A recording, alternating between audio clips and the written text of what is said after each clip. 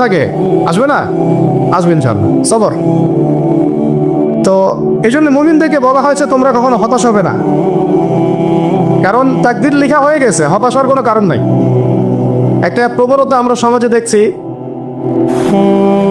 Young জেনারেশনকে আমরা নসিহত করবো যে ভুলেও নিজের জীবনকে বিসর্জন দিতে যাবেন না।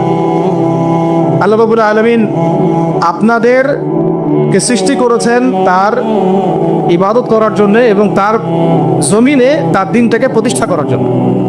খেলায় খেলায় আপনার জীবনটা নষ্ট করবেন না, ঠিক আছে ভাই? আল্লাহ বোঝার তৌফিক দান করেন। তো কলম সৃষ্টি করার পরে কিয়ামত পর্যন্ত সব লিখা হয়ে গেছে। এখন আমাদের এই পৃথিবীতে তো মানুষ ছিল না, ছিল?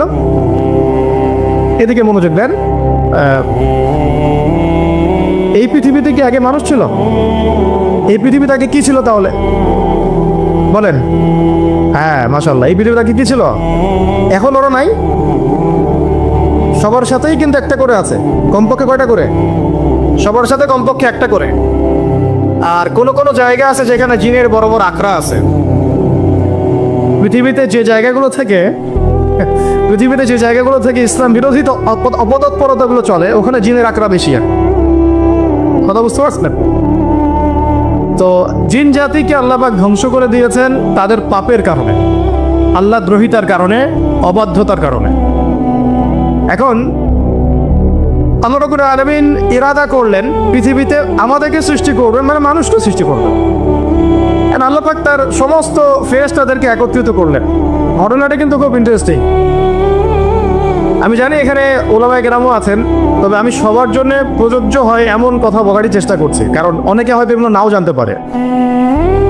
তো আল্লাহ পাকের ভাষায় আমি যদি বলি, আল্লাহ রাব্বুল আলামিন বলছেন, আউযু বিল্লাহি মিনাশ শাইতানির রাজীম, ওয়াইজ ক্বালা রাব্বুকা লিল মালায়েকা ইন্নী জাইলুন ফিল আরদি খলিফা। হে নবী মুহাম্মদ সাল্লাল্লাহু আলাইহি ওয়াসাল্লাম, তুমি স্মরণ করো সেই সময়ের কথা যখন আল্লাহ তোমার রব সমস্ত ফেরেশতাদেরকে ডেকে বলেছিলেন যে ইন্নী জাইলুন ফিল আরদি খলিফা, আমি জমিনে মানে পৃথিবীতে আমার খলিফা পাঠাতে চাই। কি পাঠাতে চাই? আরো জোরে বলেন। আল্লাহ পাক বলেননি পৃথিবীতে মানুষ পাঠাতে চাই, পৃথিবীতে নতুন কোনো মাখলুক পাঠাতে চাই। আমাদেরকে আল্লাহ পাক সম্মানের শব্দে সম্মানিত করেছেন, বিশেষায়িত করেছেন। আমাদেরকে বলেছেন আমরা আল্লাহর খলিফা, আমরা আল্লাহর খলিফা। এখন আমরা আল্লাহর খলিফা, কিন্তু পৃথিবীতে মানুষ খিলাফা শব্দ সহ্য করতে পারে না। হ্যাঁ, কি অদ্ভুত না? এটা কোরআনে কি শেষের দিকে আছে না প্রথম দিকে আছে? সূরা বাকারার একদম শুরুর দিকে 3, 4, 5 পৃষ্ঠা উল্টালে দেখবেন এই আয়াতটা আছে। কোরআন তাহলে শুরু থেকে কখনো খুলেও দেখেনি সে ব্যক্তি। প্রমাণ হলো এটা যে খুলেও দেখে না, অথবা দেখলেও সে এড়িয়ে গেছে। আল্লাহ পাক আমাদেরকে বললেন যে পৃথিবীতে আমি আমার খলিফা পাঠাতে চাই। তাহলে আদম আলাইহিস সালামকে আল্লাহ পাক মুহাব্বতের শব্দে, সম্মানের শব্দে বিশেষায়িত করলেন কি বলে? সুবহানাল্লাহ, সুবহানাল্লাহ। আর খলিফা কাকে বলে এটা আমি আপনাদেরকে বোঝাচ্ছি একটা দোয়া থেকে। এই যে গাড়িতে করে আমরা বাসা থেকে আসলাম, যখন কোনো সফরে যাই আমরা একটা দোয়া পড়ি, সুবহানাল্লাযী সাখখারা লানা হাযা ওয়া মা কুন্না লাহু মুকরিনিন ওয়া ইন্না ইলা রাব্বিনা লামুনকালিবুন। এতটুকু তো পড়ি নাকি? এগুলো পড়তে হবে। ওই মনে এসেছি শুধু লেকচার শোনার জন্য না, ছবি তোলার জন্য না, আজকে জীবনটা পরিবর্তন করার নিয়ত করে যাইতে হবে। ঠিক আছে ভাই? বই প্রকাশ করা, ছাপানো, বিক্রি করা, লেখা, এর চেয়ে বড় কথা আমার জীবনটা ইলমের আলোয় আলোকিত করা। আমি বই লিখলাম ধরেন একটা, আমার মধ্যে সেই আমল নাই, লাভ নাই। লাভ আছে? আমি বই ছাপাইছি 100, 200, 500, 1000, আমি নিজেই আমল করি না, হবে? আগে আমল জরুরি। ইলমের সাথে আমলটা খুব বেশি জরুরি। আলেম তাকেই বলা হয় যে ইলম অনুযায়ী আমল করে। আল্লাহ পাক বলেন বিমা তাকুলুনা মা লা তাফআলুন, তোমরা এমন কথা কেন বলো যে আমল নিজেরাই করো না? কাবুরা মাকতান ইনদাল্লাহ আন তাকুলু মা লা তাফআলুন, আল্লাহর কাছে সবচেয়ে গর্হিত একটা অপরাধ তোমরা একটা কথা বলবা কিন্তু আমল করবা না। তো দোয়াটা মুখস্থ করবেন। এই দোয়ার নিচে একটা অংশ আছে, আল্লাহুম্মা আনতা সাহিবু বিস সাফারি। আমার কথাটা শুনেন, খলিফার অর্থটা বুঝেন। অনেকে তো অনেকভাবে ব্যাখ্যা করে আর কি। আল্লাহুম্মা আনতা সাহিবু ফিস সাফারি, আল্লাহ তুমি এই সফরে আমার সাথী। সফরে বের হওয়ার সময় দোয়া পড়ছি আমরা, আল্লাহুম্মা আনতা সাহিবু ফিস সাফারি, আল্লাহ তুমি এই সফরে আমার সাথী, ওয়াল খলিফাতু ফিল আহলি ওয়া মালি, আল্লাহ আমি তো বাসায় নাই, আমার বাসার আহাল মালের খলিফা হচ্ছে তুমি আল্লাহ। তাহলে খলিফা শব্দতে কি বুঝলেন? আল্লাহ আমার বাসার আহাল মালের খলিফা মানে কি? আমার স্থলাভিষিক্ত তুমি আল্লাহ, আমি ওখানে নাই বাসায়, আমি সফরে বের হয়ে গেছি, আমার স্ত্রী, আমার সন্তান, আমার মাল, আমার জান, এগুলোর দায়িত্ব তোমার, তুমি খলিফা। কত চমৎকার দোয়া। তাহলে পৃথিবীতে আমি আমার খলিফা পাঠাতে চাচ্ছি, তার অর্থ কি? আল্লাহ রাব্বুল আলামিন এই পৃথিবীতে আমাদেরকে তার প্রতিনিধি বানিয়েছেন। সুবহানাল্লাহ, সুবহানাল্লাহ। তাহলে আমরা নিজেদের আত্মপরিচয় ভুলে গেলাম যে আমরা আল্লাহর প্রতিনিধি পৃথিবীতে, তাই না? আমরা এখন আব্রাহাম লিঙ্কনের পূজা করতেছি। আব্রাহাম লিঙ্কনের পূজা তো বুঝেন না আপনারা, এটা হচ্ছে ওই যে সুপার ডেমোক্রেসি পূজা। আল্লাহ পাক বলছেন ওয়াল্লামা আদামাল আসমাআ কুল্লাহা, আল্লাহ বলছেন আমি আদমকে এই মহাবিশ্বের যত নাম আছে, নাউন্স, ইসম সব শিক্ষা দিয়েছি। সুবহানাল্লাহ। এই মহাবিশ্বের যত নাউন্স, নাম, এখানে ইসম শব্দের অর্থ কিন্তু জ্ঞান। ইসম মানে কি? এখানে জ্ঞান। মহাবিশ্বের যে জ্ঞানগুলো আছে, এই জ্ঞানগুলো আল্লাহ পাক আমাদের আদি পিতাকে শিক্ষা দিয়েছেন। আমাদের আদি পিতাকে আল্লাহ নিজে শিক্ষা দিয়েছেন। সৃষ্টিগতভাবে আমরা জ্ঞানী ছিলাম না, আল্লাহ পাক আমাদেরকে জ্ঞান শিক্ষা দিয়েছেন। আমরা ফিলোসফির বইগুলো খুললে দেখবেন ওখানে বুদ্ধিবাদ নামে একটা মতবাদ আছে। মানে তারা বলে যে মানুষ সৃষ্টিগতভাবেই একজন বুদ্ধিদীপ্ত প্রাণী। এটা ভুল কনসেপ্ট। সৃষ্টিগতভাবে আমাদের মধ্যে জ্ঞান ছিল না, আল্লাহ পাক আমাদেরকে জ্ঞান শিক্ষা দিয়েছেন। কথা বুঝতে পারছেন? একটা মতবাদ তাদের আছে অভিজ্ঞতাবাদ, মানে মানুষ অভিজ্ঞতা থেকেই শিখে। আর কাছে সমন্বয় মতবাদ, আপনার তো অনেকে পড়াশোনা তো। এর বাইরে যে একটা মতবাদ আছে যে আল্লাহ পক্ষ থেকে ওহী ভিত্তিক মানুষ জ্ঞান শিখে, এই মতবাদ কোনো দার্শনিকের বইয়ে স্থান পেল না। কি আফসোস, কি আফসোস। অথচ মুসলিম হয় দার্শনিক তারা। আমরাও পড়েছি ভাই 4 বছর এই কারণে গেলে। কি আফসোস, আল্লাহ পাকের ওহীর পক্ষ থেকে যে জ্ঞান আসতে পারে এইটা কনসেপ্টই নাই। অথচ এখানে কোরআনে আল্লাহ পাক বলছেন ওয়াল্লামা আদামাল আসমাআ কুল্লাহা, আমি আল্লাহ আদমকে সমস্ত নাম শিক্ষা দিয়েছি। সুবহানাল্লাহ। এরপরে এই যে জ্ঞান আদম আলাইহিস সালামকে আল্লাহ পাক শিক্ষা দিলেন, এর ফলশ্রুতিতেই আল্লাহ পাক বললেন যে ওয়াইজ কুল্লা লিল মালাইকা উসজুদু লি আদম, হে ফেরেশতারা তোমরা এখন আদমকে সিজদা করো। কি ফেরেশতাদেরকে দিয়ে আল্লাহ পাক আমাদের পিতাকে সিজদা করালেন কিসের মানদণ্ডে? কিসের কারণে? জ্ঞানের কারণে। জ্ঞানের কারণে ফেরেশতাদেরকে আল্লাহ পাক বললেন যে এই নামগুলো বলে দাও তো তোমরা। তারা বলতে পারলো না। তারা বললো লা ইলম আল্লাহুম্মা লা ইলমা লানা ইল্লা মা আল্লামতানা, আল্লাহ আমাদের তো সেই জ্ঞান নাই, শুধু ওইটুকু জ্ঞান আছে যা আপনি আমাদেরকে শিখিয়েছেন। তখন আল্লাহ পাক বলেছিলেন যে আমি যা জানি তোমরা তা জানো না, আমি কি বলি নাই যে আমি আসমান জমিনের গায়েবের সব খবর জানি? তখন আল্লাহ বললেন যে তোমরা সবাই সিজদা করো আদমকে। তাহলে আমাদের পিতাকে খলিফা করা হলো, জ্ঞান শেখানো হলো, আল্লাহ পাক নিজে শেখালেন, ফেরেশতার মণ্ডলীদের দিয়ে সিজদা পর্যন্ত করালেন। কিসের মানদণ্ডে? আবার আসতে বলেন, জ্ঞানের মানদণ্ড। এখন যদি আমরা একটু প্রশ্ন ছুড়ে দিই নিজ নিজ বিবেকে, আমরা কি সেই ওহীর 10টা সূরাও শিখেছি? 10টা পারা কি পড়া হয়েছে কখনো? 10টা সূরারও কি অর্থ জানি? অনেকে তো 10টা আয়াতের অর্থ জানি না। আমরা কি সেই ওহীর 10টা হাদিস শিখেছি?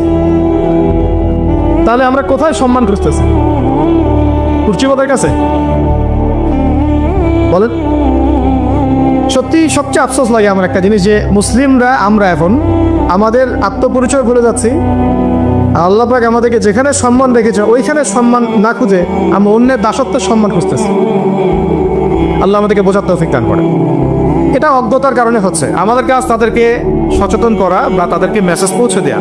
আমরা উগ্র পন্থা অবলম্বন করব, আমরা হিকমার সাথে প্রজ্ঞার সাথে মানুষকে বোঝানোর চেষ্টা করব, এগুলো বোঝানোর অংশ। এখন আচ্ছা একটা কথা আপনাদেরকে বলি, একটা কথা আমি মাঝখানে মিস হয়ে গেছি। এই যে আল্লাহ পাক আমাদেরকে খলিফা করে পাঠিয়েছেন, খলিফার কাজ কি? প্রশ্ন না? আমাদের কাজ কি তাহলে? এই কাজটা আল্লাহ পাক আবার ব্যাখ্যা করেছেন সূরা সাদের মধ্যে। কোন সূরায়? সূরা সাদ। সাদ নামে একটা সূরা আছে, সূরা ইয়াসিনের আগে পরে পাবেন। তো এখানে আল্লাহ পাক আরো একজন নবীকে তার খলিফা বলেছেন। সেই নবীর নাম দাউদ আলাইহিস সালাম। কি নাম? আর দাউদ আলাইহিস সালাম কিন্তু এই জেরুজালেম থেকে, যেখানে এখন ওই জায়নিস্টরা বোম্বিং করে আর কি, নিরীহ মুসলিমদেরকে হত্যা করে বিগত 70 বছর থেকে, ওই জেরুজালেম থেকে কিন্তু দাউদ আলাইহিস সালাম বিশ্ব শাসন করেছিলেন। তার পরবর্তীতে তার সন্তান সুলাইমান আলাইহিস সালামও কিন্তু ওখান থেকেই বিশ্ব শাসন করেছিলেন। আর এখনকার বনু ইসরায়েল দাবিদার এই জায়নিস্টরা, তারাও কিন্তু ওই ফিকিরই করছে, ওখান থেকে তারা বিশ্ব শাসন করতে চায় এবং তারা মনে করে তাদের একজন মাসিহ আসবে, সেই মাসিহ আসলে তারা বিশ্ব শাসন করবে। আমরা সেই মাসিহের নাম জানি মাসিহুদ দাজ্জাল। কি নাম? এই দাজ্জালকে ওরা ওদের সত্য মাসিহ মনে করে, আমরা জানি হচ্ছে মিথ্যা ভণ্ড প্রতারক মাসিহ, অথচ ওরা মনে করে এটা হচ্ছে সত্য মাসিহ। এই জায়গায় তারা ধোঁকা খাচ্ছে। অথচ সত্য মাসিহ হচ্ছেন ঈসা আলাইহিস সালাম, যিনি আবার শেষ জামানায় আসবেন এবং তার হাতেই এই মাসিহুদ দাজ্জাল মারা যাবে এবং তারপর এই পুরো বিশ্বে আবার ওই খিলাফা কায়েম হবে, ওই যে খলিফা, ওটা সারা বিশ্বে কায়েম হবে। এই টাউন হলও বাদ যাবে না ইনশাআল্লাহ। এটা মানুষ মানতে চাচ্ছে না, কিন্তু মানুষ না মানলে কি, আল্লাহ পাকের নকশায় সব আঁকা আছে কখন কি হবে। কে কে কল্পনা করেছিল যে আজকে আপনারা বসে এখানে দিনের আলোচনা করবেন? হ্যাঁ, কল্পনা করা যায় তো? যে শব্দগুলো আপনারা বলছেন এগুলো বললেই তো নাই গায়েব, এখন বলছেন। কেউ কি কল্পনা করেছিল যে হঠাৎ করে এমন একটা সময় চলে আসতে পারে? কেউ কিন্তু কল্পনা করে না, আল্লাহ পাকের নকশায় ছিল। এখানে আমাদের একটা আফসোসের কথা, এখানে মাস্টারমাইন্ড আল্লাহ রাব্বুল আলামিন। প্রকৃত মাস্টারমাইন্ড কে? আমরা ক্রেডিট নেওয়ার প্রতিযোগিতায় ব্যস্ত হয়ে আছি এখন, কার কত ক্রেডিট নেওয়া যায়। এখানে একক ক্রেডিট পাওয়ার যোগ্য কেউ না, সমস্ত ক্রেডিট কার? আল্লাহ রাব্বুল আলামিন। এটা আল্লাহর সাথে গাদ্দারি করতে যায় না, তাহলে ভুলে যাও। কারণ আমি বারবার বলেছি আপনাদেরকে, কোরআন থেকে একটা শিক্ষা আমরা শিখেছি, একটা কম যখন মাজলুম থাকে, দুর্বল মাজলুম জুলুমের শিকার হচ্ছে, আল্লাহ পাক সেই কমটাকে বাঁচান, কোনো না কোনো একজন ত্রাণকর্তাকে পাঠান, কোনো একটা সূরাতে আল্লাহ পাক সেই কমকে বাঁচায় দেন। আবার যদি এই নিয়ামতটা পাওয়ার পরে ওই কম আবার এই জুলুম শুরু করে, আবার আল্লাহ দ্রোহিতা শুরু করে, আল্লাহ পাক তার চেয়ে বড় জালেম চাপাই দিন। কথা বুঝতে পারছেন? আল্লাহর সাথে গাদ্দারি করতে চাই না, আল্লাহ পাক আমাদেরকে বোঝার তৌফিক দান করেন। আর খলিফার কাজটা কোথায় পাবেন? কোন সূরায় ভাই বলেন? সূরা সাদে আল্লাহ পাক দাউদ আলাইহিস সালামকে খলিফা সম্বোধন করে বলছেন, ইয়া দাউদ, কি চমৎকার আহ্বান, ইয়া দাউদ, হে দাউদ, ইন্না জাআলনাকা খলিফাতান ফিল আরদ। দেখো আমি আল্লাহ তোমাকে পৃথিবীতে খলিফা করেছি। কি করেছি? খলিফা করেছে। তোমার কাজ কি শোনো, ফাহকুম বাইনান নাসি বিল হক। বোঝার চেষ্টা করেন একজন খলিফার কাজ কি। খলিফা মানে আল্লাহর প্রতিনিধি, জমিনে যে দায়িত্বশীল, অন্য মানুষের উপরে যে দায়িত্বশীল, তার কাজ ফাহকুম বাইনান নাসি বিল হক, মানুষের মাঝে ন্যায় বিচার প্রতিষ্ঠা করবে, এটা তোমার কাজ। তাহলে এখন যারা আমরা এই জায়গায় আছি বা ভবিষ্যতে আসবো, আরো কাল আগাতে থাকবে, সময় আগাতে থাকবে, নতুন নতুন নেতৃত্ব আসবে, সবার ফাংশন একটাই, ফাহকুম বাইনান নাস বিল হক। আমাদের কাজ হবে মানুষের মাঝখানে কি করা? ন্যায় বিচার, বিচার ফয়সালা ক্ষেত্রে ইনসাফ করা, ন্যায় বিচার করা। তো ন্যায় বিচার তো এখন জাদুঘরে আছে নাকি?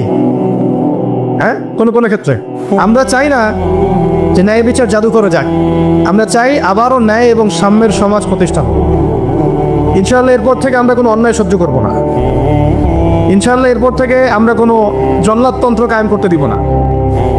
আমাদের যা আছে তাই নিয়ে প্রতিবাদ হবে ইনশাআল্লাহ। কারণ এখনকার প্রজন্ম প্রতিবাদের ভাষা বুঝে। এখন যদি আপনারা আবার সেই প্রাচীন জুলুমের তন্ত্রে মন্ত্রে ফিরে যান, তাহলে আল্লাহর গজব চলে আসবে, বড় গজব। তো খলিফার কাজ কি ভাই? কি কাজ বললাম বলেন? মানুষের মাঝখানে ন্যায় বিচার প্রতিষ্ঠা করা। আচ্ছা, আরো আছে, আরো আছে, আজ শেষ হয় নাই। আল্লাহ পাক বলছে ওয়ালা তাত্তাবিউল হাওয়া, ন্যায় বিচার করতে গিয়ে নিজের দাসত্ব মানে প্রবৃত্তির অনুসরণ করো না। ন্যায় বিচার করতে গিয়ে নিজের প্রবৃত্তির অনুসরণ করো না, মন গড়া বিধানের অনুসরণ করো না। আমার মামা, আমার চাচা, আমার খালু পার করে দিও না। প্রবৃত্তির অনুসরণ মানে কি? মন যাচাই তাই করে না। ন্যায় বিচার করতে গিয়ে আল্লাহ পাকের বিধান মেনে চলো। কারণ সূরা মাইদাতে আল্লাহ পাক বলেছেন আয়াত নাম্বার 44, 45, 47-এ, ওয়া মান লাম ইয়াহকুম বিমা আনজালাল্লাহ ফাউলাইকা হুমুল কাফিরুন। যারা আল্লাহ পাকের হুকুম অনুযায়ী বিচার ফয়সালা করে না, তারা কাফির। 45-এ গিয়ে আল্লাহ বলছেন ওয়া মান লাম ইয়াহকুম বিমা আনজালাল্লাহ ফাউলাইকা হুমুল ফাসিকুন। যারা আল্লাহ পাকের বিধান অনুযায়ী বিচার ফয়সালা করে না, এরা ফাসিক, পাপাচারী। 47 নম্বর আয়াতে কি আবার বলছেন, ওমান লাম ইয়াহকুম বিমা আনজালাল্লাহ ফাউলাইকা হুমুজ জালিমুন, যারা আল্লাহর হুকুম বিধান অনুযায়ী বিচার ফয়সালা করে না, এরা জালেম। তো কাফিরও বলেছেন আল্লাহ, ফাসিকও বলেছেন, জালেমও বলেছেন। তাহলে বিচার ফয়সালা করার ক্ষেত্রে আল্লাহ পাকের বিধানকে সর্বোচ্চ অগ্রাধিকার দিতে হবে, নিজের প্রবৃত্তির অনুসরণ করা যাবে না। যদি করে তাহলে কি হবে, ইউদিল্লাকা আন সাবিলিল্লাহ, তাহলে এটা তোমাকে আল্লাহর রাস্তা থেকে সরায় নিয়ে যাবে। এর ফলে কি হবে, জেনে রাখো, ইন্নাল্লাযীনা ইউদিল্লুনা আন সাবিলিল্লাহ লাহুম আযাবুন শাদীদ বিমা নাসু ইয়াউমাল হিসাব। এটা পড়ে দেয়, নিশ্চয়ই যারা আল্লাহ পাকের সরল পথ থেকে বিচ্যুত হয়ে গেছে তাদের জন্য কাল কিয়ামতের মাঠে আছে আযাবুন শাদীদ। আযাবুন শাদীদ মানে কঠিন কঠিন যন্ত্রণাদায়ক শাস্তি, এই কারণে যে তারা কিয়ামতের দিনটাকে ভুলে গিয়েছে। শাদীদের অর্থটা কি এটা বোঝার জন্য আপনাকে সূরা হাদীদ পড়তে হবে। কোন সূরা? আসলে কোরআনের আয়াতগুলো হচ্ছে আকাশের তারার মতো। তারা দেখবেন আকাশের তারা দেখাও সুন্নত। ইসলাম তো রসকসহীন ধর্ম না রে ভাই, সবকিছুই আছে এখানে। আসলে আমরা জানি না বলে আমরা মনে করি যে এখানে কোনো বিনোদনই নাই, তাই না? এই গান বাজনা না করলে কি হয়, মন শান্তি হয়, এরকম একটা ভাব। যদি আপনি কোরআনের ভিতর ঢুকে যান, আপনার হৃদয়ে এমন নিউর আসবে, এমন তৃপ্তি আসবে যে ওগুলো আপনার শুনতে ইচ্ছা করবে না, আপনি কান বন্ধ করে ফেলবেন, নিজেই বলতেই হবে না। এখন কিছু নতুন ইসলামিস্ট আসছে, তারা এগুলোকে ইসলামের অন্তর্ভুক্ত বলে মনে করার দাবি করতেছে, যেগুলো এগুলো তো নিষেধ নাই, এগুলো তো নিষেধ করা হয় নাই। কতটুকু জানেন ইসলাম সম্পর্কে? না জেনে কেন কথা বলেন? নবী সাল্লাল্লাহু আলাইহি ওয়াসাল্লাম রাস্তা দিয়ে হাঁটছেন, ওই সময় তো অনেক পূজা অর্চনা ইত্যাদি হতো মক্কায়, তো এখানে ঢাক ঢোলের শব্দ আসছে। নবী সাল্লাল্লাহু আলাইহি ওয়াসাল্লাম নিজের 2 আঙ্গুল কানের মধ্যে ঢুকিয়ে দিলেন, দিয়ে পাশে একজন সাহাবী তাকে জিজ্ঞাসা করছেন, হাঁটতে হাঁটতে হাঁটতে হাঁটতে, তুমি কি এখন আওয়াজ শুনতে পাচ্ছ? সাহাবী বলেন, না ইয়া রাসূলুল্লাহ, এখন আওয়াজ শুনতে পাচ্ছি না। তখন তিনি হাত কান বের করলেন। এটা নবীর সুন্নত। আর আমরা নবীর সুন্নতকে উল্টাই দিছি কিভাবে দেখেন, আমাদের কানেই এখন ইয়ারফোন। উনি যেটা শুনে কান বন্ধ করতেন, ওইটা আমরা কানে ঢুকা রাখছি একেবারে। আল্লাহ আমাদেরকে বোঝার তৌফিক দান করেন। দেখেন, আমরা তো সবাই পাপী। আমার মনে হয় না আমরা কেউ নবী সাল্লাল্লাহু আলাইহি ওয়াসাল্লামের সুপারিশ ছাড়া পার পাবো, এমনটা মনে হয় না আমার। সবাই পাপী, আপনি আমি, আমরা সবাই। সেই যে নবীর সুপারিশ আমরা প্রত্যাশা করছি, সেই নবীর সুন্নতকে যদি এইভাবে অবজ্ঞা করতে থাকি, তাহলে কি সুপারিশ পাবো ভাই? কি মনে হয় আপনাদের? অ্যাটলিস্ট সুন্নতকে তো সম্মান করতে হবে নাকি? আল্লাহ বোঝার তৌফিক দান করে নেবে। তাহলে যেটা বলছিলাম যে আল্লাহ পাকের বিধান অনুযায়ী বিচার ফয়সালা করতে হবে, এটা খলিফার কাজ। ন্যায় বিচার করতে হবে মানুষের মাঝখানে, এবং নিজের প্রবৃত্তির অনুসরণ করা যাবে না, তাহলে আল্লাহর পথ থেকে দূরে সরাই দিবে। এখানেই বললাম, শাদীদ বুঝতে গেলে আপনাকে কোন সূরা পড়তে হবে? সূরা হাদীদ। আকাশের তারার কথা কেন বললাম? যে আকাশের তারাগুলো যদি মেলাতে পারেন, দেখবেন বিভিন্ন শেপ তৈরি হয়। প্রত্যেকটা তারার অবস্থানের গাণিতিক একটা ব্যাখ্যা আছে। যারা অ্যাস্ট্রোনমি নিয়ে পড়াশোনা করেন তারা জানেন, এগুলো সবাই জানবেন না। প্রত্যেকটা তারাকে আল্লাহ পাক এত সূক্ষ্মভাবে স্থাপন করেছেন যে যদি একটু সামান্য একটু ডানে বামে এগুলো সরে যায়, মহাবিশ্বের এই স্থিতিশীলতা নষ্ট হয়ে যাবে। এবং এটার কসমও আল্লাহ পাক কোরআনে করেছেন সূরা ওয়াকিয়ার মধ্যে। কোন সূরা? সূরা ওয়াকিয়াতে আল্লাহ পাক বলেছেন, ফালা উকসিমু বিমাওয়াকিইন নুজুম, আমি তারার অবস্থান স্থলের স্থিতির কসম করে বলছি। আল্লাহ পাক এর কসম করেছেন, কত গুরুত্বপূর্ণ জিনিস। ঠিক আছে, পরের গুলো বললাম না। সূরা হাদীদ কেন পড়বেন? সূরা হাদীদ আল্লাহ পাক বলেছেন যে ওয়ানজালনাল হাদীদা ফীহি বাসুন শাদীদ। এই শাদীদ বোঝাতে গিয়ে হাদীদে আসছে। আল্লাহ পাক বলছেন যে আমি আল্লাহ পৃথিবীতে আসমান থেকে লোহা নাজিল করেছি। অবাক করা বিষয় না? লোহার খনি খুঁজতেছেন আপনারা মাটির নিচে, তাই না? আল্লাহ পাক বলছেন আমি লোহা নাজিল করেছি। আনজালনা, ঠিক যেমন ইন্না আনজালনাহু ফি লাইলাতুল কদর, আমি লাইলাতুল কদরে কোরআন নাজিল করেছি, আসমান থেকে নাজিল হয়েছে, তাই না? এরকমই ওয়ানজালনাল হাদীদা, আমি হাদীদ লোহা নাজিল করেছি। ফীহি বাসুন শাদীদ, যে লোহার মধ্যে আছে কঠিন শক্তি আছে না? আয়রন যে অণু পরমাণুগুলো, এগুলোর শক্তি সবচেয়ে বেশি না? কেমিস্ট্রিতে আপনারা পড়েছেন।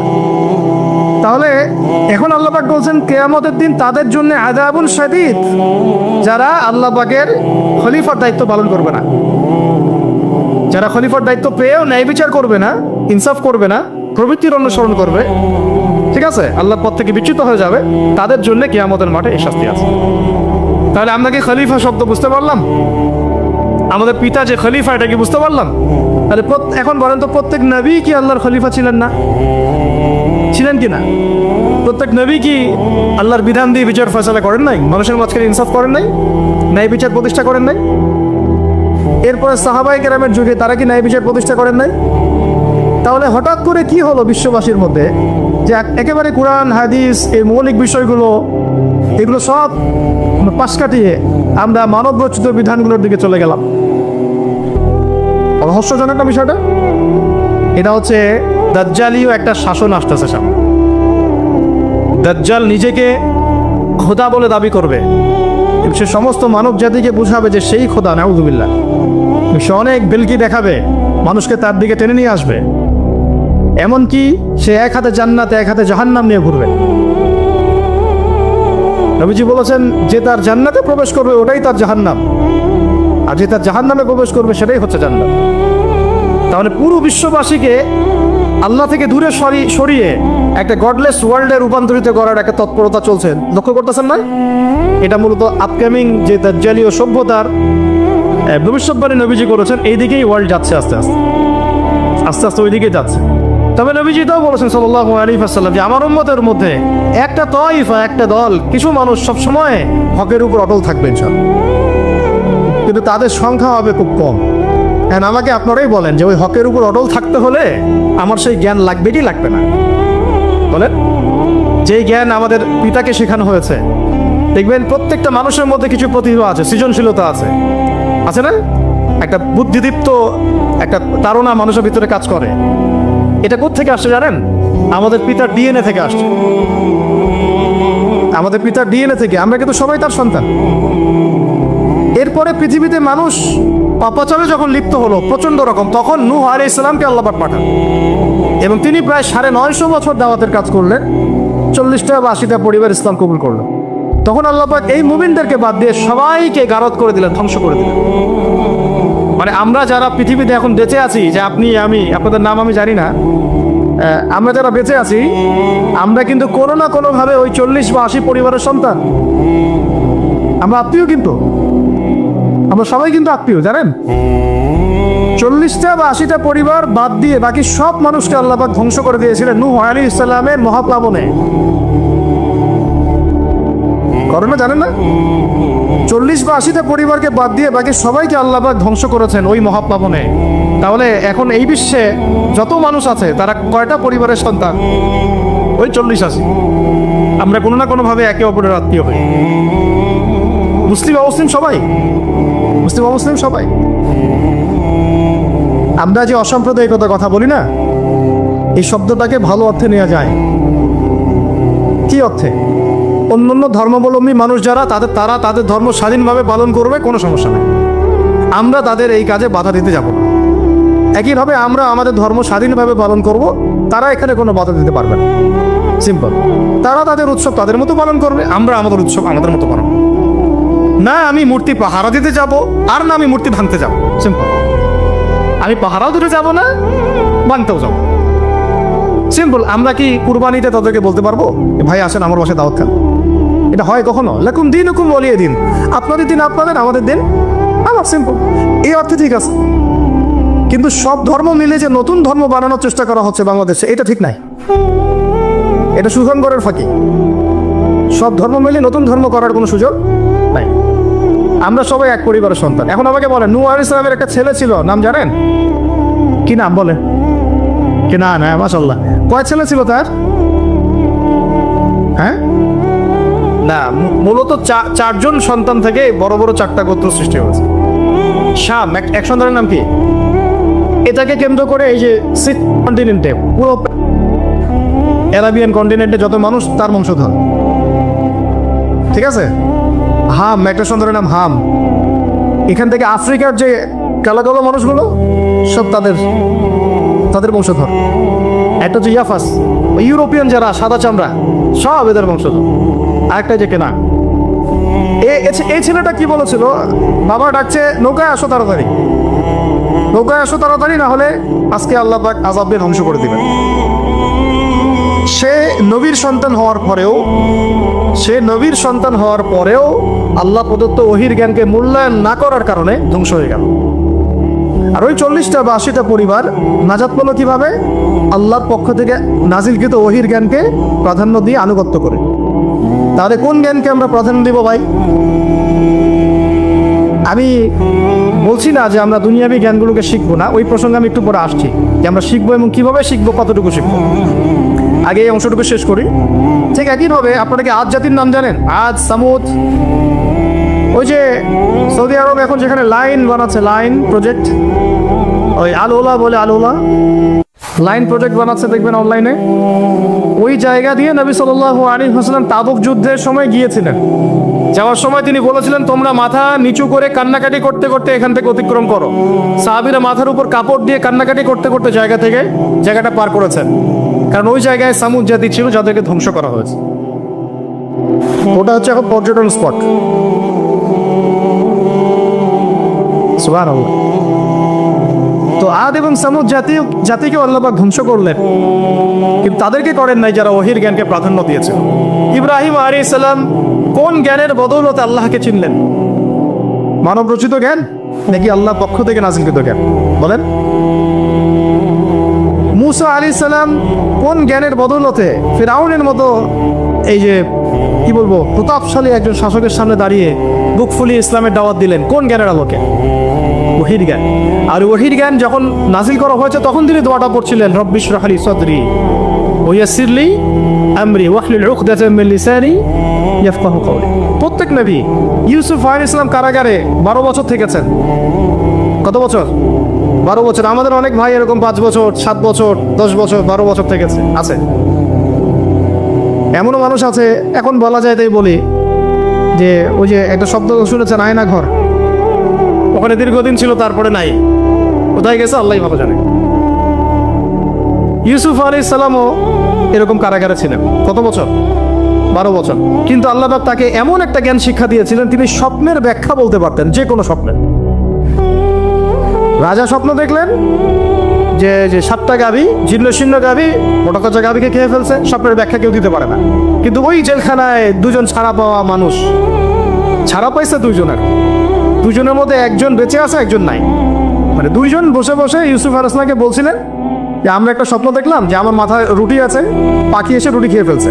আর আমি স্বপ্ন দেখলাম যে আমি শরাব পান করাচ্ছি, ব্যাখ্যা কি? ইউসুফ, তোমাকে সত্যবাদী বলে জানি। ইউসুফ আলাইহিস সালাম বললেন, তোমার মাথায় রুটি যেটা খেয়ে নিচ্ছে তার মানে তোমাকে শুলদণ্ড দেওয়া হবে, আর তুমি যে পানি পান করাচ্ছ তার মানে তুমি নাজাত পাবে, ছাড়া পাবে। হলো তাই। আর যে নাজাত পাবে তাকে ইউসুফ আলাইহিস সালাম বলে দিলেন যে তুমি রাজদরবারে গিয়ে আমার কথা বলো, আমার কথা আলোচনা করো। তো সে ভুলে গিয়েছিল। পরে যখন এই স্বপ্নটা দেখলো বাদশা, তখন বাদশা সবাইকে ডাকলো, ডেকে বললো যে এই গাভীর স্বপ্নের ব্যাখ্যা কি? তখন এই ব্যক্তির মনে পড়ছে, আর ইউসুফ তো এই ব্যাখ্যা দিতে পারে। সে গিয়ে ইউসুফ আলাইহিস সালামকে ডেকে নিয়ে আসতেছে যে এই রাজা স্বপ্ন দেখছে, এই ব্যাখ্যা কি? স্বপ্ন কিন্তু আপনার কাছে শুনে একটা স্বাভাবিক মনে হচ্ছে, আরে গাভীর আবার স্বপ্নের কি ব্যাখ্যা? তখন ইউসুফ আলাইহিস সালাম ব্যাখ্যা দিলেন যে 7 বছর ফসল ফলবে আপনাদের এলাকায়, তারপরে 7 বছর হবে দুর্ভিক্ষের সময়। কিসের সাথে কিসের ব্যাখ্যা? এই জ্ঞান কে শিখালেন তাকে? ইন্টারপ্রিটেশনের জ্ঞান কে শিখালেন? তাহলে জ্ঞানের মূল উৎস কে? আমার কথা বলার উদ্দেশ্য কি বুঝতে পারছেন?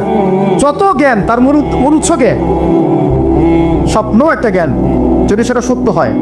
আর জেনে রাখবেন, কিয়ামতের আগে আগে মুমিনদের স্বপ্ন বেশি বেশি সত্য হবে।